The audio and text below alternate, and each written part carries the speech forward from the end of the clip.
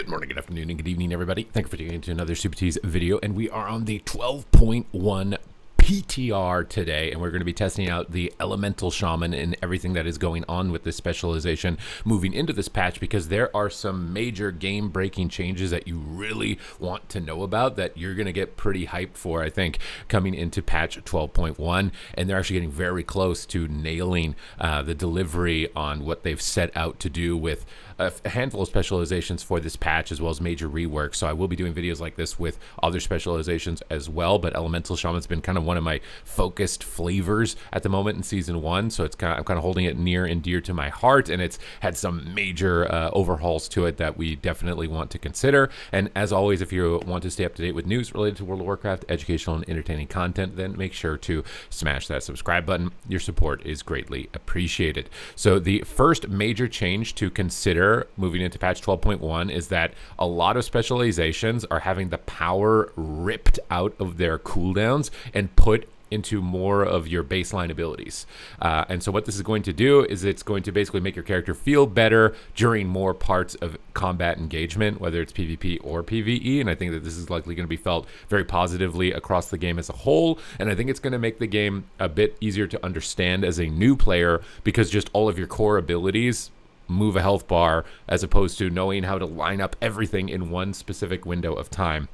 Ironically, with Elemental, they've nerfed a lot out of Ascendance, but they've updated its tooltip icon to make it look like some Super Saiyan form version of Ascendance. But they have stripped a lot of power out of it, and they've moved that power into other abilities. So we are going to go into the training dummies and test out and see what individual damage hits look like, to see where the performance is actually sitting relative to things, because there was some other major changes as well to the trinket set bonus that they did literally yesterday, which I don't even know if it's necessarily live just yet, because I just logged in since the changes they announced yesterday, and it looks like it is, with intellect going up to 15% on your trinket set bonus, and stamina going down to 5%. So when we attack this PvP training dummy here in a second, it should scale our stats up, and we should be able to see how much health we have. So previously we were at 1.3 million health. Now we're jumping down to about 1.15 million. So take that into account when we are looking at like individual damage hits of abilities to determine how influential that spell might be as far as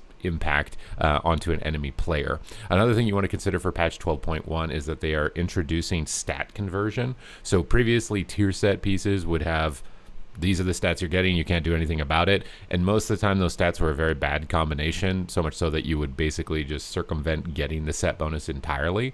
However, now when you go to convert a piece of gear, it will retain its stats. So you can see my pants here, which are tier pants, have haste versatility, but that's because I took my conquest PvP pants that have haste versatility and converted them. So we will be able to retain the stats and more adequately kit our characters out, and still be able to benefit from the set bonuses, which honestly the set bonus for Elemental is really strong, with just 25% more damage on Earthshock, Earthquake, and Elemental Blast. And then when Storm Creeper or Ascendance fades, your next two Lightning Bolts, Chain Lightnings, or Lava Bursts just do 25% more damage, and will cause your Earthquake to cost 100% less Maelstrom. So there's a lot of just like infusion weaving that you're going to be able to do with this, a lot of core ability damage going up. And I'm not going to lie, like, there's a lot of really good changes, right? There's been a lot of controversy circling, I would say, for most recent patches of Midnight, but with this one, with the direction that they are taking the game, it actually has me very hyped for it, very well anticipated for it. I'm curious to see what they do as far as making visibility of PvP rewards and trying to drive players more into that content. I've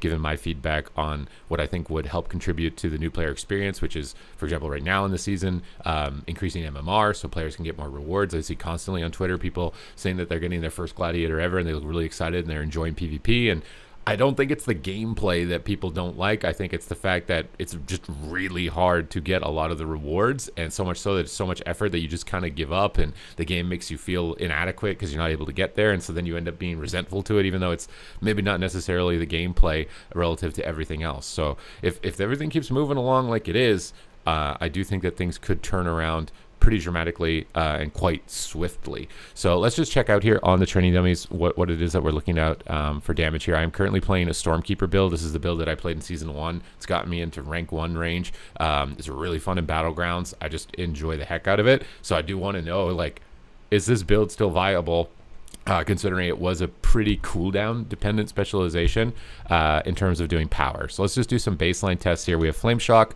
So Flame Shock ticks for about 5k crit on a million health pool. Does not seem very high.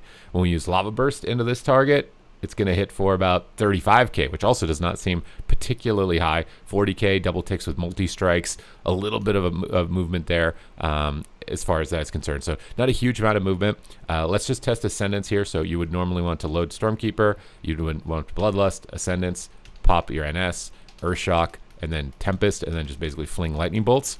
There's still a lot of juice in that. I think there's still, that's a lot of juice. I spiked, what, like 300k DPS right there?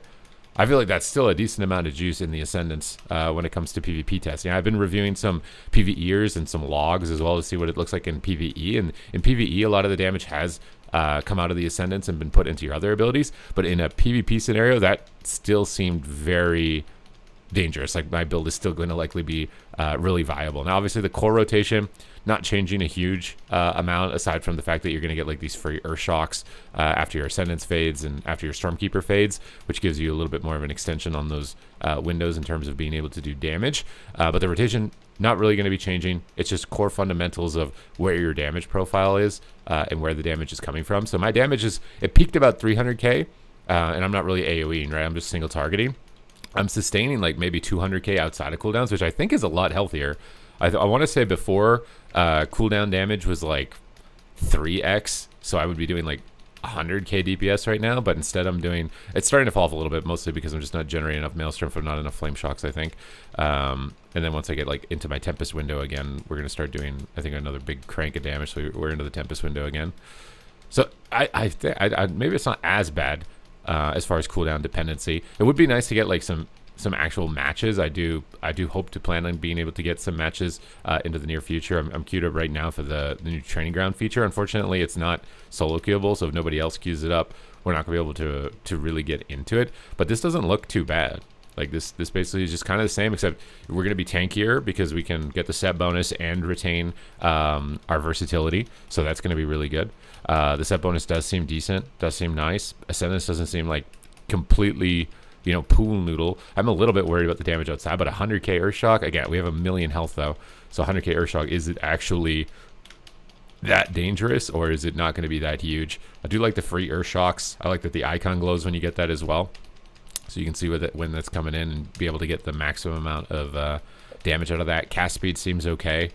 I'm going to be able to just rip out a lot of lightning bolts in those specific windows of time. So, I mean, overall, I think I'm pretty happy with this. We will have to kind of wait and see when the actual like arena modes themselves come through. But the fact that they've been doing a lot of PvP specific tuning, which I feel like they normally don't do this early. Usually their focus is on the raid, with it releasing very early on, and then afterwards it's kind of dungeons. But I do think that they likely want the game to be as polished as possible, given that this is going to be the patch that BlizzCon is going to be played on. So they're likely going into overtime here to try and get everything into gears and get it going. But I think I'm pretty happy with this. Again, it's going to be like a tuning adjustment. When we look at the overall breakdown, Lightning Bolt's actually a huge amount of my damage. Tempest, Earthshock, Lava Burst as this build. I mean, this is obviously the lightning build, so your lightning spells should be more favored in this regard. I will do my best to try to get some actual, maybe this guy is actually willing to duel me or not. I think he might be a PvEer. A lot of testers out here are PvEers. He's got PvP gear on. We could try to give this a go and see if he's here and see if he wants to try and give a duel, and we can see like how much can we move a health bar on a given player. That would be sick if we could do that. We also have a rogue out here that maybe would like to duel. A rogue's never turned down a duel, right? Let's see if he wants to duel. I feel like a rogue never turns down a duel, man. Rogues know they're OP and they love to fight. They love to fight. So we will try to get this guy into a fight here. See if he wants to or not. He's probably just testing stuff on the dummies here because, like I said, a lot is changing. Okay, we got a duel. We got a duel here. We're gonna be able to see what our damage is like. He's not really attacking us, but we'll just see what our damage is like. I don't have Ascendance, so this is no Ascendance, just a Stormkeeper.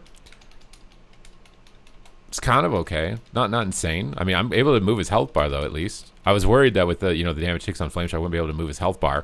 Not completely one-shotting him. Ascendance doesn't really completely one-shot him. So it looks like, I mean, the 200k there is pretty decent with the Ascendance. Feels like it is going to be a bit slower there. I think the only thing that they need to be concerned about is healers and the power of healing. So bringing damage like this, so you're not just getting like instantly one zapped, right? That was one piece of feedback. They wanted to move away from the one shots, get more damage out of the cooldown. So just kind of bouncing around gets you momentum in the game and get something going. I think it's better for a new player. I think it's a better experience overall rather than feeling like you can only win during your cooldown. But the danger of that is if you don't compensate and lower healing, because right now you only end a match because your damage is so excessively high that it overwhelms how high the healing actually is an illusion that healing is weak with how powerful the cooldowns were in season 1. So if the cooldowns come down, the healing is going to be very evidently powerful, but they seem to be on top of it with consistent changes towards that healing tuning. So I think I'm pretty hopeful right now. We still have a couple of weeks as well before it comes through. He wants to try and duel me. Maybe he'll give me a one shot. We can see how fast he's able to take me down as a target. So my health bar over here on the left. So he's got Cheap Shot, he's got Garrote. Not getting completely KO'd. He hasn't really committed any cooldowns yet. I don't know if he's going for it. Here's the Deathmark Kingsbane. You know, my Nature's Guardian healed for a decent amount. I feel like in season 1 that would have pretty much KO'd me. I'm not using any defensives, obviously. But like this full row of bleeds. It's like, I think that they've pretty much stripped the one-shots out. Assassination, you know, in season 1 had one of the bigger one-shots. So definitely a little bit lower than in season 1, which was point of feedback. Lowering the one-shots, taking damage out of the cooldowns, buffing sustain. They just have to make sure that they're on top of healing being too strong after this, because it will 100% be too strong. And they seem to be on top of that as well, with increasing the trinket main stats and lowering the stamina. And then targeting healers as well specifically, because now healers won't need that ridiculous healing output because they're not keeping up with one-shots anymore. And hopefully we're going to have more of an attrition style where your health is always moving down or up, as opposed to being just like at full health and then just immediately getting 100 zeroed and being very difficult to understand what exactly had happened in those given moments. I think if they can achieve this, that this is the version of WoW that I've been like basically praying for a while. And obviously the specific tuning is going to be very important, very impactful to the end result of that statement right there. But the direction for it and the commitment that they're making to it right now, I think is very good. I think it's very good. But that's it for this video here today, guys. Thank you guys very much for watching. I hope you guys enjoyed this little breakdown, little tidbit, get some bite-sized num-nums of what's available here for the Elemental Shaman in 12.1. Basically, it's just a feels good patch for Elemental. So thank you guys, and I will see you in the next one.